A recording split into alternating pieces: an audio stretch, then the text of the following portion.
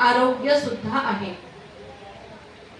शेतीमध्ये जे जे काही बदल होतात किंवा जसं वातावरण असतं त्याप्रमाणे आपले सण उत्सव असतात आणि त्या काळामध्ये त्या वातावरणामध्ये आपल्या आरोग्यासाठी जे जे काही आवश्यक असतं तो आहार आपल्या संस्कृतीमध्ये आपल्या धर्मामध्ये त्या सणांना आपण घेत असतो. उदाहरणच द्यायचं झालं गुढीपाडवा.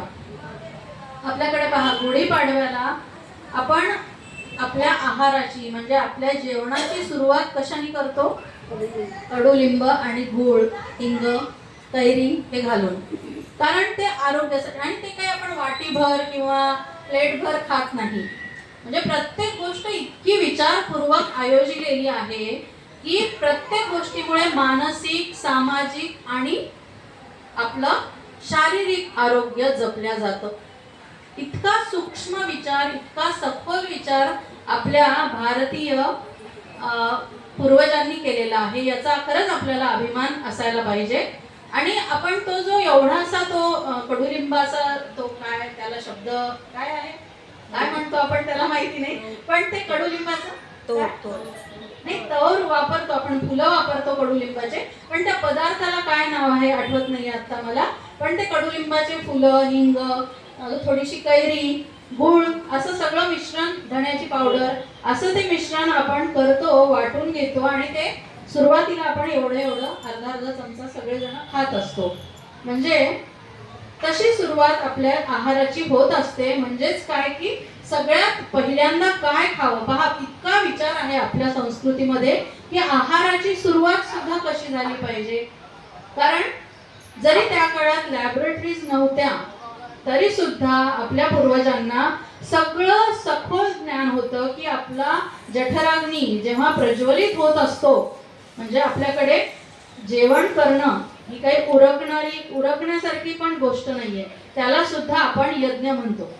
म्हणजे काही फक्त पोट भरण्यासाठी आपण जेवत नाही, तर आपण आपल्या पूर्ण शरीराला, आपल्या मनाला प्रसन्न करत असतो त्यातून, आणि तो आपण एक यज्ञ म्हणत असतो. तर इतका सखोल आणि इतका चांगला विचार आपल्या संस्कृतीमध्ये आहे. तर आत्ताच ताईंनी सांगितलं की 4 उत्सव साजरे केले जातात. त्यापैकी पहिला म्हणजे आजचा जो उत्सव आपण करत आहोत इथे साजरा एकत्र येऊन, तो आहे मकर संक्रमणाचा. आता मकर संक्रमण या नावातच सगळा त्याचा अर्थ दडलेला आहे. मकर का म्हणतो? कारण सूर्याचा मकर राशीमध्ये प्रवेश होतो. पहा, आता पुन्हा एकदा सांगायचं म्हणजे तुम्हाला हा प्रश्न कधी पडला का की बाकीचे सगळे सण आपले त्या तारखेला येत नाहीत. प्रत्येक सण हा या तारखेलाच येईल किंवा या महिन्यातच येईल असं नाहीये आपल्याकडे. कारण आपला जो कालनिर्णय किंवा आपली जी दिनदर्शिका आहे, आपलं जे पंचांग आहे ते चंद्राच्या संक्रमणाप्रमाणे, चंद्राच्या दिनदर्शिकेप्रमाणे सगळे सण उत्सव आहेत आपल्याकडे. आणि त्यामुळे हीच तारीख असेल असं सांगता येत नाही. दिवाळी असो, गुढीपाडवा असो किंवा इतर कुठलाही सण असो, पण संक्रांतीचा मात्र ठरलेला दिवस असतो. कोणता? 14 जानेवारी. कधी कधी म्हणजे 3 वर्षांनी 15 जानेवारी. कारण काय असेल? कधी हा विचार आला का की बाकीचे तर सण आपले तारखा ठरवून नसतात, पंचांगाप्रमाणे असतात, तिथीप्रमाणे असतात, मग संक्रांत कशी काय 14 किंवा 15लाच येते? सूर्याच्या गतीनुसार. बरोबर आहे. म्हणजे बाकी सगळे सण आपण चंद्राच्या गतीनुसार म्हणजे ल्युनार मुवमेंट नुसार, म्हणजे चंद्र ज्याप्रमाणे परिवर्तन करतो, ज्याप्रमाणे चंद्राची हालचाल होते त्याप्रमाणे आपल्या त्या तिथीला सगळे सण उत्सव येतात. पण फक्त मकर संक्रांत हा सण असा आहे की जिथे सूर्याची गती किंवा सूर्य कोणत्या राशीत, म्हणजे जसं मी सांगितलं मकर राशीत सूर्य प्रवेश करतो आणि म्हणून आपण मकर संक्रमण किंवा मकर संक्रांत हा सण साजरा करतो. आता मकर संक्रांत काही फक्त महाराष्ट्रात साजरा होतो का? नाही. फक्त भारतात साजरा होतो का? नाही.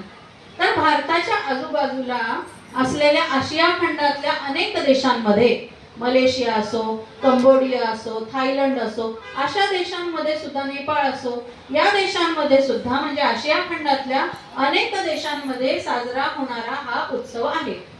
आता मकर संक्रमण फक्त काही सूर्याच्या परिवर्तनानुसार होतो का हा सण साजरा? नाही.